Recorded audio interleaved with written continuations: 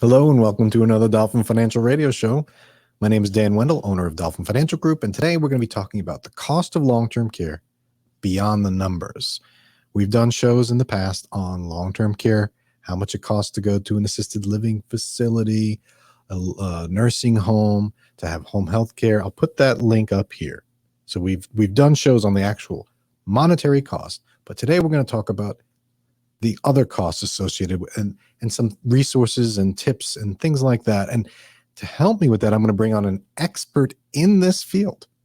Her name is Linda Burhans, and she's known as the gal that cares for caregivers with love, laughter, and lessons learned. She's an author, a speaker. She has a lot of things going on in Pinellas County, nationally, does conferences, helps a ton of people, and she's my go-to resource when I want to help people that need help being a caregiver, because it's not easy. So without further ado, let me bring in Linda. There you are, Linda. Welcome to the show. Thanks for coming. Thank you so much for your kind comments, my friend. Yes, the gal who cares for caregivers. And you wrote a book to start us all off about your experience with your mom. Well, I took care of my mom. I moved to Florida from New York, in case you can't tell. And a couple of years later, my mom moved down. That's what I really wanted. And shortly after she moved down, she was diagnosed with stage 4 colon cancer. Wasn't really the deal.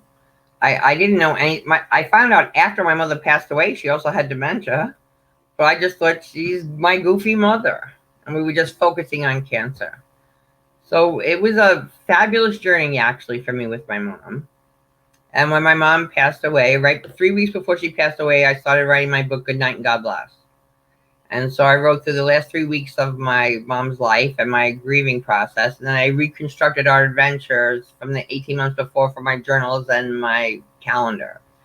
Well, my goodness, the book was published right away. And when I went out to promote it, every single time, people just came up to me crying, saying they needed help. And when I took care of my mother, nobody told me about anything. My mother lived in a fabulous senior community. I didn't find out what respite care was till I was in my bereavement group. And I'm not a dumb bunny, but there were no resources. People weren't even talking the word caregiver. It's so true. And I help people with their financial planning, and I bring up the long-term care thing because people are starting to they're experiencing that mostly through their parents, right? They're sandwiched. The sandwich generation as the elder parent and the kids, right? So people are experiencing it more and more. So when I talk to them about finances, it's not out of left field like it used to be. Let's talk about caregiving. It used to be nursing home, right? Or the home, as we called it, right? They don't you use the term community, much better term. But even still, your mom was in an assisted living community? Is that independent she was in? She was independent, right? So she had some sort of helper around them. She was in a very positive environment for that. Yet you still were not 100% free and clear of your duties. You know, I facilitated over 3,000 support groups and workshops for caregivers. And my caregivers come to my support groups and they're there 2, 3 years, whatever. And we have the whole discussion. When is it time? That's a whole discussion. When is it time? And many times they decide, okay, it's time. And the two questions with time is, first question is, are they safe? If it comes to the point that they're not safe anymore, that's the first question I ask. And the second question is, are you ready to jump off the bridge? Because what do you mean by that? What do you mean by that? That I am so overwhelmed. I don't know what to do anymore. I don't know if I can take care of my loved one 24/7 and take care of my family and do my job and do everything. Well, Linda, all the money in the world. Someone has all the money in the world. They have I haven't met anyone that wants to go to a facility, right? No. Right? Everyone would rather stay at home. Right? Yeah. So let's assume someone does all the planning for their parent or for themselves. They have everything set up. Their home is retrofitted perfect. And is there going to be a role for the caregiver at that point in the home? Yes. And let's say they're paying someone, or it's their own daughter or son taking care. you're still saying that even in their own home, in their surroundings, there's still a point where that caregiver wants to jump off the bridge. I'm exhausted. I'm just exhausted. It's a big responsibility, not just mentally, emotionally. It's a huge. We take care of people we love. We take care of people we deeply love. You know, years ago, people did not live this long. You know, it was, I just had a conversation the other day about when is it time to stop driving? And we're the first generation that had to tell our parents they couldn't drive. Because the generation before us, mom didn't drive, or if she did, just a little bit. And dad didn't live that long. Right. So it's a whole different scenario now and what we have to look at. But to back up, so it comes to the point where we say, okay, maybe it's time for mom or dad or my spouse or whatever to go into a community. And it's a big decision, and it's really hard.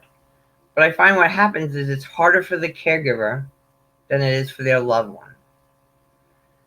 Because their loved one goes into a community, and now there is activities there. There are different things to do.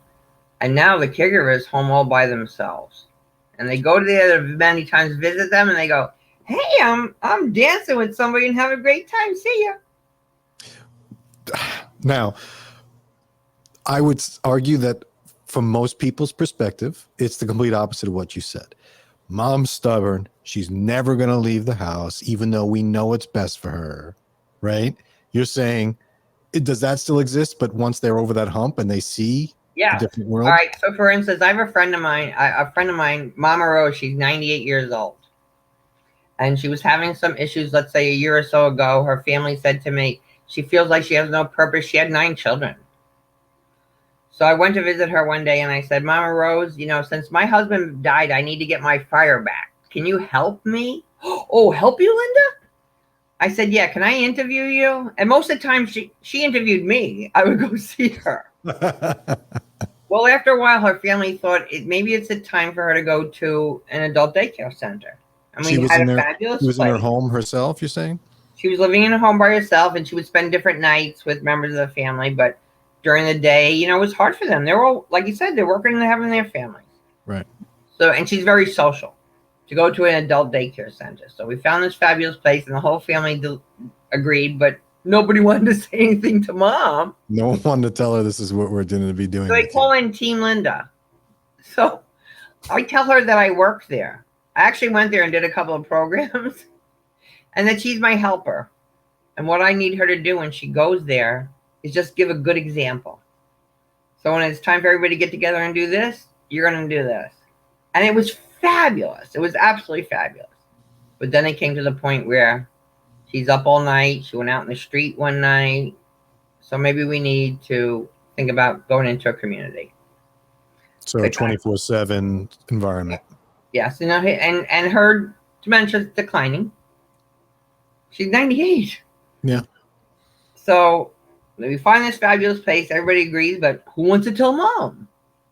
So I call up mama and I go, Mama, can you help me with something? She goes, sure, Linda. I said, I have a friend of mine that needs to move her mom into a community, but she doesn't live around here. Could you go there with me and see if you like it? And what do you think about it and how the food is and everything? And we went there, and like 2 hours later, she was like, oh, I would move here. Yeah. Good. Here's not really, though. Well, a couple of weeks later, she moved in, and she was really mad for about 3 weeks. 3 weeks. Yeah. That's a tough 3 weeks. Yeah, it was a tough 3 weeks for the family. And she has 9 children and a bunch of grandchildren. So there were people visiting, but every time the next person came to visit, she said, I haven't seen anybody in 2 days. Mm. So eventually they get over the hump. Yeah. But you would agree that most people don't want to leave their home. No, I don't think most people want to leave their home, but then it also depends on what your home is like. There are some people that are living at seniors all by themselves. They don't have a family. And they're home. Would you say that, I mean, because a lot of people, they'll find a way to pay for it. Most people don't have money to pay for this. It's not in the budget. The senior doesn't have enough income because they're expensive. The 24/7, the communities are. Yeah. So the solution to that is to plan ahead. But assuming that, you know, you're able to plan for it and the money's there and the kids chip in and you maybe have long-term care insurance, whatever. that's all well and good, but there's still problems. There's still challenges once it's paid for. So is it? There's challenges because no one knows your loved one better than you. No one is going to love your loved one as much as you do. And now we're going into communities and we're going to places where it's totally new to them. You know, I have a friend of mine, his name is Brian LeBlanc, and he has Alzheimer's. And he knows he does, and he speaks about it. And I watch him over the years. He's declining. And what he has done is he has made a video for the community that is going to care for him one day. Because he knows one day he will be in a community. And in his video, he says, "Don't feed me breakfast early. I just like my coffee in the morning. Please don't feed me till 10 o'clock. I would like to go outside every day. I love the Beatles, but please don't play this song, and this song by them on my headphones." So what is he setting himself up for? And the people that will be caring for him. For success. Do you think that people should do something like that? Planning along those lines? Okay, I think they should do planning, and I think they need to do conversation. Besides the conversation of where I'm going to go, where I'm going to live, we just need to have conversation. So caregivers are like overwhelmed. They're worrying about pooing and peeing and eating and doctor's appointments and everything, and getting everything done quickly. Getting everything done quickly because we have a lot to do, because I have other stuff to do, because I have a job, because I have a family, or whatever. So I keep taking everything from mom and dad or my spouse because I could do it quicker. And then they're sitting in the chair and they go, they're not talking to nobody. Well, nobody's talked to them. You've taken away everything they could do. If I cut the fruit salad, it can take me 10 minutes. If I do it with mom, it's going to be like 35 minutes. But who am I serving? Yeah. And by doing all that too, it gives you a better opportunity to keep people at home because they're engaged, because they're doing something. But another thing I find is when people are at home, so people stop coming to visit. They just come because I don't know if they think it's contagious or whatever, or they just don't know what to say. So I say to caregivers, you know, set up a little memory box on your table. Thank God for the internet. So if your mom was a Girl Scout leader, print out some pictures of Girl Scouts. And on the back of the paper, if you want to be really good, write Troop 1043, 1970 or whatever. Or if they lived in Brooklyn or whatever, or if they like to cook. Well, when someone comes to visit them, they can just pick one thing out of the box. Good to go. If you could give advice to somebody that doesn't have a lot of money, right? So now, all right, the high-end facility community is out of the picture. Just not going to happen. This is where most people find themselves, right? And so they have a limited amount of funds. Where would you say to the caregiver to direct those funds? Okay, first of all, I want to say the high-end community might not be the best place. Why not? Because to tell you the truth, if I have to go into a community, I don't want to go in one that looks like a country club. Okay. I want to go one that has like a little pond out in the backyard and not too many people live there. And maybe we could like do some crafts or something. I think that would be too overwhelming for me. Okay. So I don't think the high-end place may not necessarily be the answer. Right. And that's why we have the conversations early. But anyway. Yeah. Okay. All right. But there are a lot of resources out there. There are a lot of resources. If I cannot afford to go into a community right now, that you can get respite care. And you need to pull your community together. Your people in your church, your people in your neighborhood. We all need to talk about what's going on because there's a caregiver every other door. I promise you in Florida. So a couple of weeks ago, I'm in my mailroom and a woman's taking her mail out of the mailbox and it falls on the floor and she starts crying. And the other lady and I look at each other and she goes, "Oh, I'm just taking care of my husband. It's so hard." And the other lady goes, "Me too." Well, nobody has that conversation.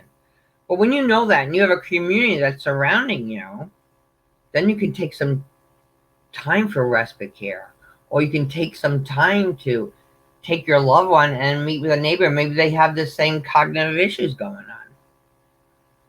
You know, I had a woman. I always say to caregivers, you know, you need to ask and accept for help, and it's really hard for caregivers. And one woman said to me, you know, Linda, I'm a really slow learner.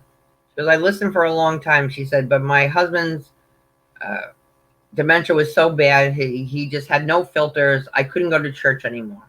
And I gave up everything. I didn't want to give up church.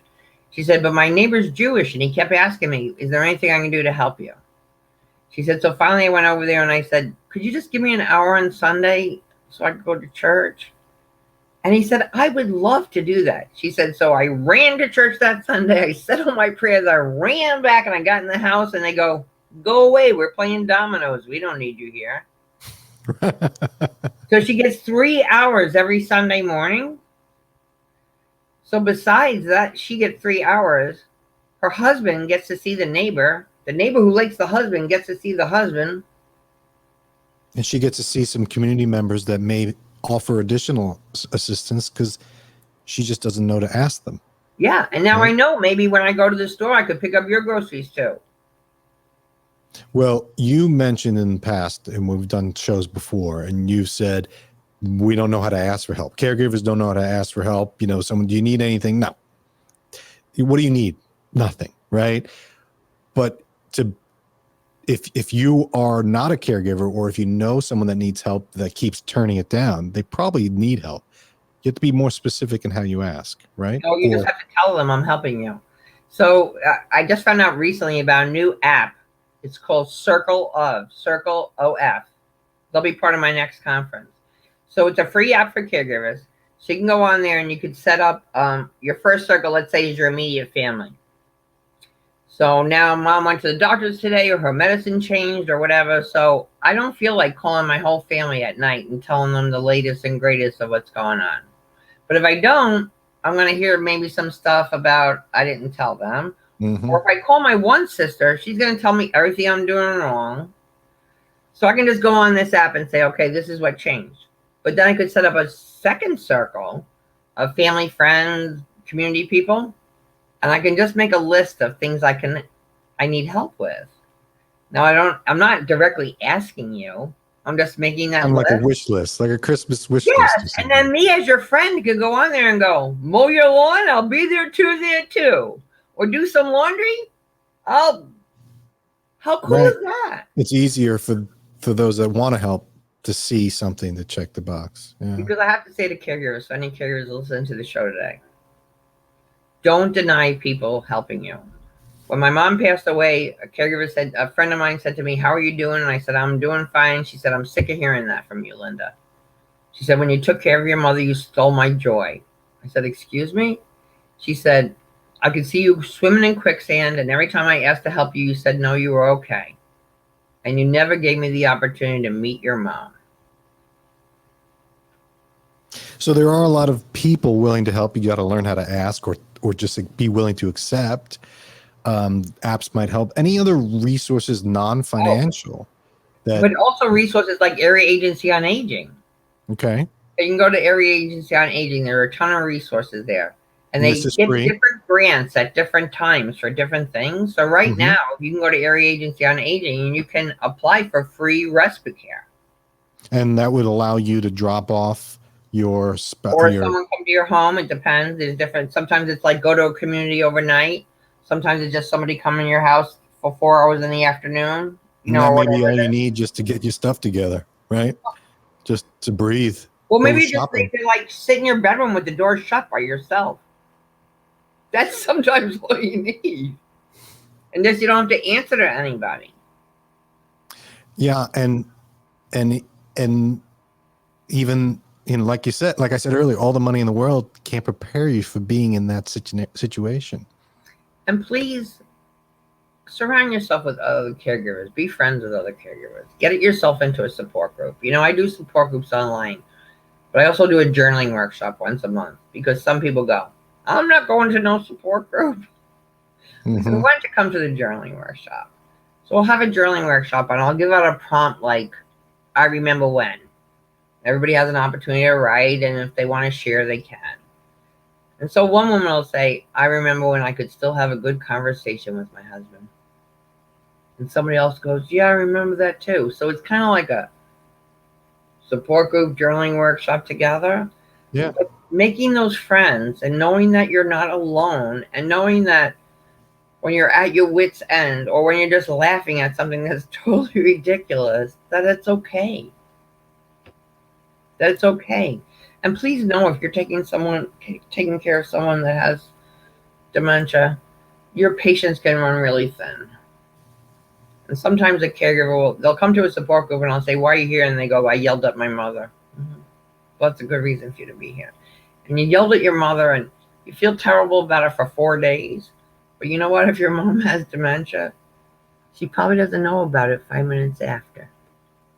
So forgive yourself and go on. Don't do it all the time. Right. That's not an excuse. Right.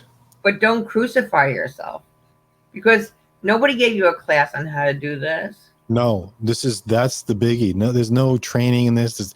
It's tough to plan for this. People, they can understand. And what advice would you give to someone that's planning for this? All right. Hey, I've listened to this. I've seen this happen. Number one, if there's any way you get long-term healthcare insurance, that would be my first advice. That'd be my first advice. Look at insurance. Maybe. Well, because Medicare doesn't cover it. Surprise. No. And it's pricey. Mm-hmm. Have the conversation. Have the conversation with your family, including your loved one. My family's having the conversation with me now. I'm 69. I'm okay. But they already know what I like and what I kind of want and what my thoughts are.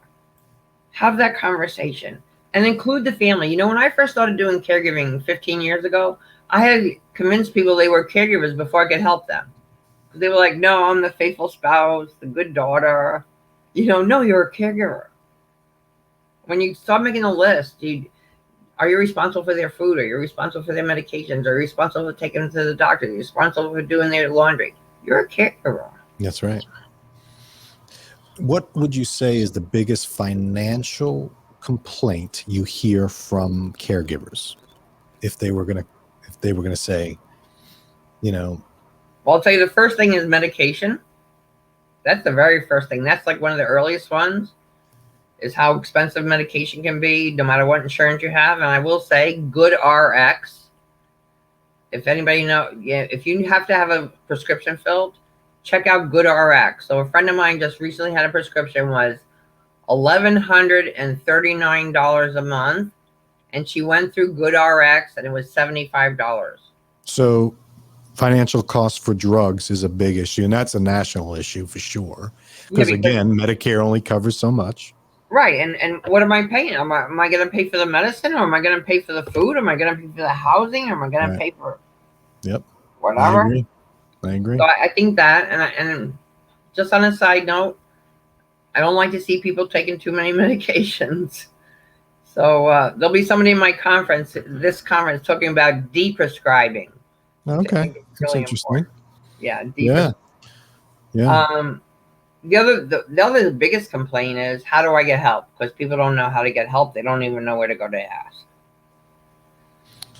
And you said the Council on Aging. Yeah, Area Agency on Aging. A lot of veterans. There are a lot of veterans benefit. Mm-hmm. Contact your local Veterans Association. And I have to say, it's a project. And sometimes it takes a bunch of phone calls. And sometimes it takes some time. But if your sister lives in Minnesota and she's like, how can I help you with Mom? I can't take her to the doctors. Maybe she could just do the paperwork. Maybe she could just make those phone calls for you. Make some phone calls, right. Or maybe she could send a check. Well, I have said this before. I think I've said it to you. Some of these long-term care policies, the price tag is pretty high if you wait too long, right? Early advanced planning is good, but sometimes it's still too high. Hey, kids, why don't you pay for it? Because, right? You pay now or pay later. What do you want to do, right? Well, I just told my grandson he should take life insurance out on me. Right. It's not going to be cheap. But he can name the beneficiary, right? Yeah, you can do whatever you want. I don't want to be sleeping like this with one eye open, right? Well, I said to him, it's kind of like a savings plan. Right, because they have the long-term care built into the life insurance now. You can use it while you're alive. So yeah, but sometimes it gets too expensive, but get those that are going to benefit from it to help, real quick, you mentioned COVID's impact on caregiving. Oh, COVID. COVID. Oh, COVID. Yeah, So don't say COVID's been tough. You and I discussed before the show, and I'd like to say a little bit about something about Mary Daniel. Okay, yeah. So Mary Daniel lives in Jacksonville, Florida, and I met her right after COVID, like March 13th. It was the day I read her shortly after that. So her husband has had early onset Alzheimer's and was living in a community in Jacksonville. And she would go there every day and have dinner with him and tuck him in and groom him and everything. And then COVID happened, and she went there one day, and they're like, "You can't come in. You can't see him." And she goes, "That wasn't my deal. That wasn't my promise to him. Like, how can they do this to me?" And she would try to talk to him through the window, and he would just cry. He couldn't understand. It's so hard for somebody that didn't have Alzheimer's to go through that. So she was very clever. It took her a couple of months, but she got a job as a dishwasher there. She said, "I never thought I'd have on my resume dishwasher." So she would go in there and wash the dishes at night and set up the kitchen for the next day, and she would get to spend time with her husband. Well, she has a Facebook page, Caregivers for Compromise, because isolation kills too. Yeah. And there's the main one, and then there's one for every state. And what she has done is she's fought to get legislature so that we each have one essential caregiver. So this can never happen again. So you will always have one person that can come in and that's what most people need, is because there's usually one person is who their caregiver is. Yeah. Someone that's going to come in there, because the communities are so busy and crazy. If you have a family member there, they're going to make sure mom ate. They're going to make sure that her hair is combed. They're going to make sure she has her bedtime story, whatever it is. So it makes me so proud to see that. It's excellent. And you made the point, isolation kills. I want to reiterate also something that you mentioned in the past, and maybe even today you may have said, isolation, being in your home, everyone wants to stay in their home, but if that means you're going to be isolated, maybe that's not the best thing for you. Maybe even though it's not the comfort of your home, it might make sense to stretch a little and be in a community of people your age or people going through a similar thing, to have an adult daycare even. Just start with adult daycare and see, solitary confinement is punishment. Yes, especially for humans. Yes, and that's what it kind of was in a lot of ways. We're social creatures. It's still a big fear. We're just starting to get out. But there were gifts of COVID, because COVID started. They go, "Okay, Linda, no more live support groups." And I'm like, I'm not going to like this. I need to see my caregivers. I need to touch my caregivers. But now I have caregivers from all over the United States and Canada and England. But the caregiver didn't have to get dressed to come to the support group. They didn't have to find someone to take care of their loved one. They didn't have to find a parking spot.